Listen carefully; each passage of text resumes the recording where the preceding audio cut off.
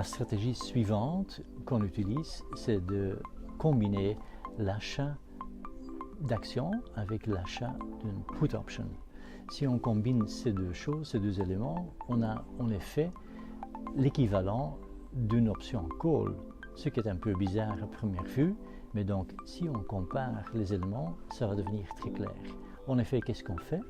On a d'abord acheté une position en action et puis on va essayer de le protéger contre une perte, contre une baisse, en achetant une option put.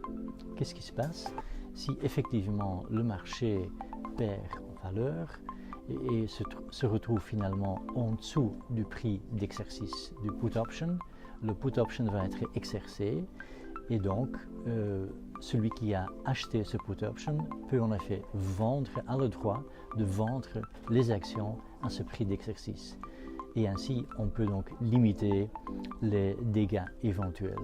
Par contre, si le marché est stable ou remonte, eh bien, il va bien sûr toujours profiter de la hausse parce qu'il a toujours la position en action, bien qu'on a payé quelque chose pour l'achat du put option.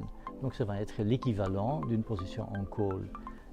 En d'autres mots, en évolution négative, il y a des limites, c'est limité par l'achat du put option. Dans le sens inverse, dans le scénario positif, il y a l'équivalent de l'évolution d'un call option.